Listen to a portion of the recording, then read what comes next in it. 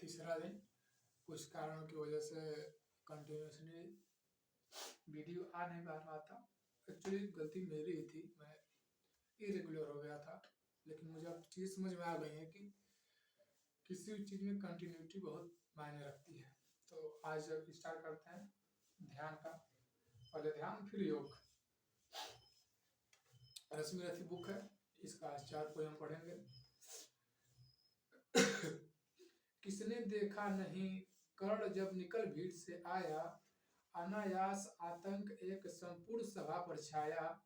कर्ण भले ही सूत पुत्र हो अथवा स्वपक्ष चमार, मलिन मगर इसके आगे हैं सारे राजकुमार।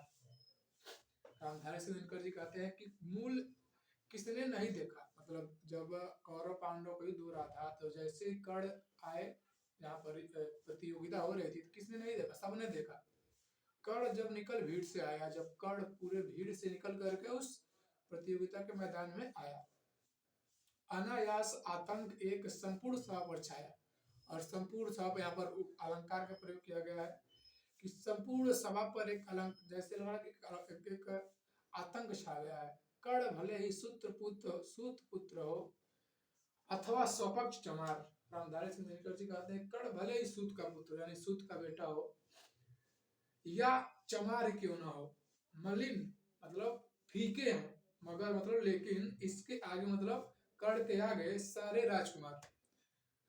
मतलब कर्ण भले ही सूत पुत्र हो, स्वपक्ष हो या क्षमार हो, लेकिन उसके आगे सारे जो पांचों पांडव है उसके आगे मलिन है यानी कि फीके हैं। करना के अपमान ठीक है इस अनमोल रतन का, मानवता की इस विभूति का धरती के इस धन का। बिना राज यदि नहीं वीरता क इसको अधिकारी, तो मेरी यह खुली घोषणा सुने सकल संसार। अब जब कर्ण आते हैं, कर्ण जब प्रतियोगिता सभा में आ जाते हैं, तो जो वहाँ के आचार्य होते हैं वो बोल देते हैं कि ये जो राजकुमार है वो किसी से भी नहीं लड़ेंगे, क्षत्रिय है तो क्षत्रिय से ही लड़ेंगे, और ये तो सब राजा है तो राजा से ही लड़ेंगे। तो दुर्योधन वहां पर खड़ा हो जाता है, कहता है कि क्या करना क्या अपमान ठीक है इस अनमोल रतन का, कि हम लोग जो इसकी जाति की वजह से इतना अपमान कर रहे हैं, क्या यह ठीक है? मानवता की इस विभूति का धरती के धन का, मुझे लग रहा है कि ये मानवता का विभूति है और धरती पर एक धन के समान है, इसलिए इसका अपमान करना ठीक मुझे नहीं लगता।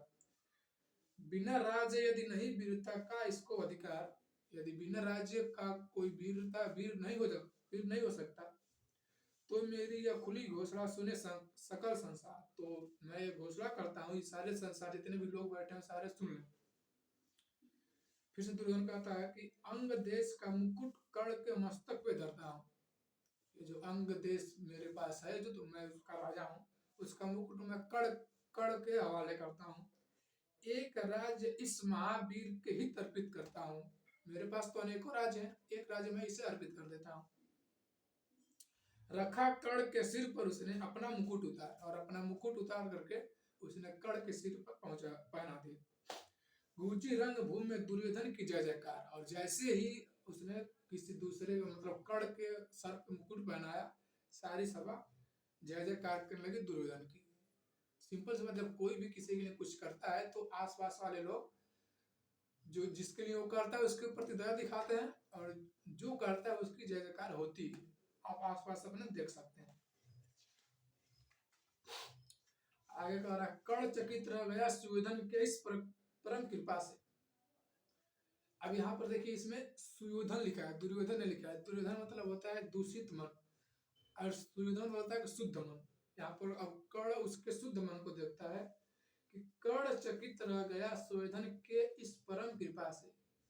कर्ण जो जन्म से मतलब अपने जब तक जिया तब तक उसको रिजेक्शन मिलता रहा, तो अब उसने देखा कि कोई एक ऐसा व्यक्ति है जो मुझे पर इतना प्रेम दिखा रहा है। फूट पड़ा मारे कृतज्ञता के भर उससे भुजा से। और जब उसने ये सब देखा कि कोई है जो मेरे लिए भी प्रेम दिखा रहा है, तो उसको गले से लगा लिया। दुर्योधन ने हृदय लगाकर कहा बंधु हो शांत। जब हृदय लगा लिया तो दुर्योधन ने कहा कि शांत हो जाओ, मेरे इस क्षुद्र उपहार से क्यों होते उद्भ्रांत, मेरे इस छोटे से उपहार पर क्यों इतना उद्भ्रांत होते हो, ये तो मेरे लिए बहुत छोटी सी बात है। दिया कौन सा त्याग अनोखा दिया राजा जी तुझको, अरे धन्य हो जाए प्राण तू ग्रहण करे यदि मुझको।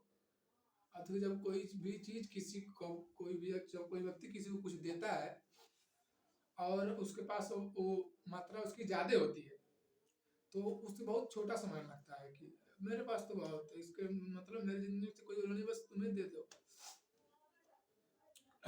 किया कौन सा त्याग अनोखा यदि राज दिया तुझको, मतलब मैं कुछ अनोखा त्याग नहीं किया, यदि राज तुझको दे दिया तो मेरे पास तो बहुत सारे राज्य हैं। कर्ण और गल गया हाय मुझ पर भी इतना स्नेह, वीर बंधु हुए आज एक प्राण से एक प्राण दो दे। और जब कर्ण इतना प्रेम दिखाता, जब दुर्योधन कर्ण को इतना प्रेम इतने सारे लोगों के बीच में दिखाता है, तो कर्ण कहता कि हाँ मुझसे भी कोई प्रेम करने वाला है। भरी सभा के बीच आज तूने जो मान दिया है, पहले पल मुझे जीवन में जो उत्थान दिया है, उरिड भला होऊंगा उससे चुका कौन सा दाम, कृपा करे दिनमान की आऊं तेरे काम। और जब जब भी कोई किसी के लिए कुछ भी करता है, तो जिसके लिए वो करता है वो उसे प्रॉमिस करता है या कुछ कह देता है, वो भी मतलब एक तरह से आप कहेंगे तो एहसान के तले दब जाता है, आज नहीं तो कल उसको वापस लौटाना ही है, वो खुद लौटा देता है। और कुछ लोग तो होते हैं जो खुद कह देते हैं कि मैंने तुम्हारे लिए किया था तो मेरे लिए भी करो। भरी सभा के बीच तूने जो मान दिया, इस भरी सभा के बीच तूने जो मुझे सम्मान दिया है, पहले पहल मुझे जीवन में जो उत्थान दिया है, पहली बार मुझे जीवन में जो उत्थान की प्राप्ति हुई है, उल्ट भला होऊंगा उसका चुका कौन सा था। मैं जो जो मेरे अब तो ये मेरे ऊपर एक ऋण समान हो गया है, और मैं कैसे इस ऋण को मैं चुकाऊंगा, क्या कीमत मुझे देनी होगी। कृपा करे दिनमान की आऊं तेरे कोई काम, और कहता है कि भगवान करे कि मैं तुम्हारे किसी न किसी काम में आ जाऊं। घेर खड़े हो गए कर्ण को मुदित मुग्ध पुरवासी, सारे लोग कर्ण को घेर कर खड़े हो गए। जब भी कोई उपलब्धि या कुछ भी पाता है तो उसके आसपास लोग बहुत प्रफुल्लित हो जाते हैं। होते ही हैं लोग सुरता पूजन के अभिलाषी, चाहे जो भी कहे द्वेष इससे मिथ्या अभिमान, जनता निज आराध्य वीर को पर लेती पहचान। जनता है वो कौन अच्छा है कौन बुरा है इस सबको एक ना एक दिन पहचान लेती है, भले ही कुछ समय के लिए ना समझ हो, लेकिन एक ना एक दिन उसको पहचानना ही है। वही कह रहा है कि होते ही हैं लोग सुरता पूजन के अभिलाषी, चाहे जो भी कहें द्वेष ईर्ष्या जलन, मिथ्या मतलब झूठा, अभिमान मतलब घमंडी, यानी जिनके अंदर द्वेष है, जिनके अंदर दूसरे के प्रति ईर्ष्या है, जिनके अंदर मिथ्या नहीं झूठी भावना है, जिनके अंदर अभिमान यानी कि घमंड है, तो उस प्रकार के आदमी को जनता एक ना एक समय पहचान जाती है कि हाँ ये इस तरह का आदमी है।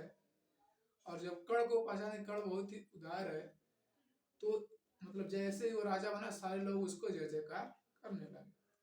लोग लगे लोग पूजने कर्ण को कुसुम कुमकुम और कमल से, जैसे ही राजा बना लोग उसको फूलों से पूजने लगे। रंग भूमि पर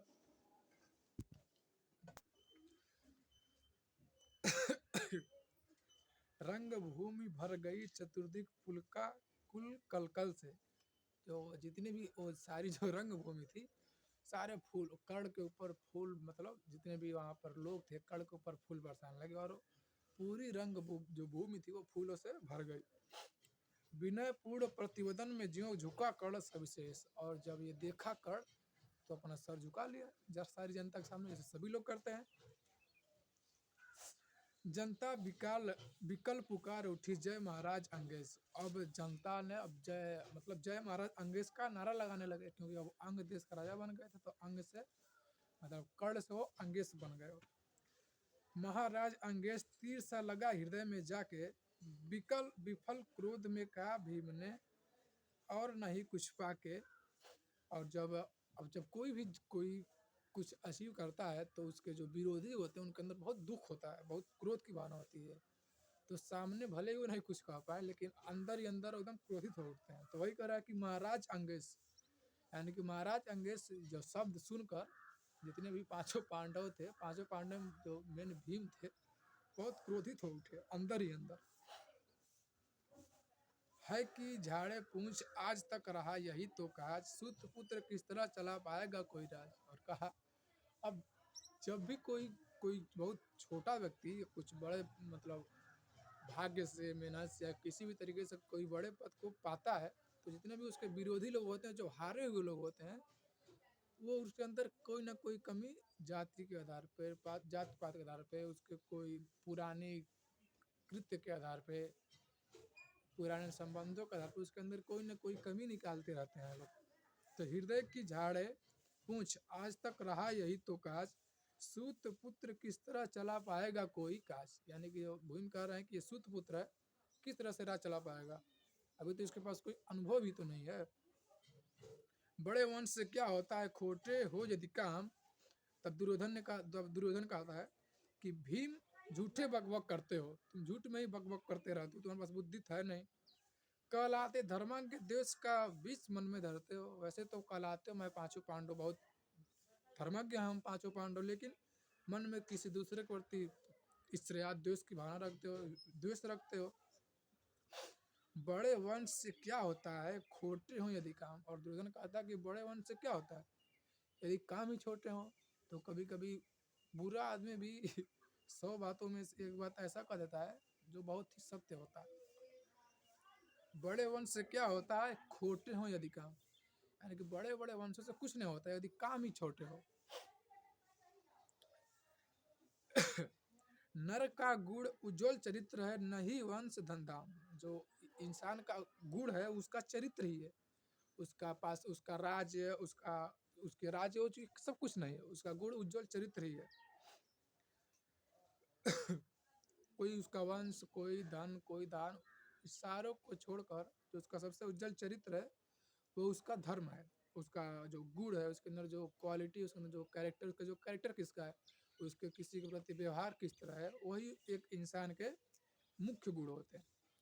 सचमुच ही तो कहा कर्ण ने तुम ही कौन हो बोलो, जन्मे थे किस तरह ज्ञात हो तो रहस्य खोलो। अब जब कोई भी किसी के प्रति लाछन लगाता है या कुछ भी कहता है, तो अगर मान लीजिए होशियार आदमी रहेगा तो इग्नोर कर देगा, लेकिन अब कुछ लोग होते हैं जो सह नहीं पाते हैं, तो वो भी। अब दुर्योधन कहता है कि अगर यह बात सच है कि कर्ण सूत पुत्र है, तो मुझे ये भी बताओ कि तुम कैसे पैदा हुए थे, तुम अपना भी जन्म का रहस्य तो खोलो। अपना अवगुण नहीं देखता अजब जगत का हाल। जो संसार है या संसार के जो लोग हैं अपने अंदर के गुण कभी नहीं देखते हैं। सब दुर्योधन कह रहा है कि अपना अवगुण नहीं देखता अजब जगत का हाल। ये जो संसार के अंदर, संसार या संसार के जो लोग हैं वो अपने अंदर की गुण को या अपने गुण नहीं, अपने अंदर के अवगुण को नहीं देखते हैं। निज आंखों से नहीं सूझता सच है अपना, यानी कि अपने आंखों से देखते हैं अपनी गलती करते हो, लेकिन अपने गलती को स्वीकार नहीं करते हैं।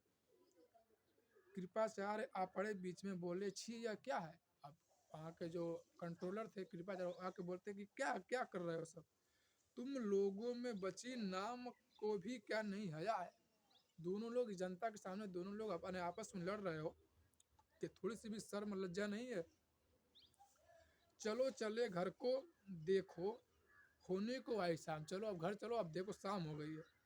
थके हुए होगे तुम सब, चाहिए तुम्हें आराम, तुम सारे लोग युद्ध कर करके थक चुके होगे, अब कुछ आराम करो सबसे पहले। रंग भूमि से चले सभी पूर्ववासी मोद मनाते। अब रंग पूर्ववासी मतलब वहाँ के जो जनता थी, वहाँ के जो लोग थे, और सारे पूर्ववासी लोग लोग अब जनता से खूब खुशी मतलब खुशी मनाते हुए चल जाते हैं।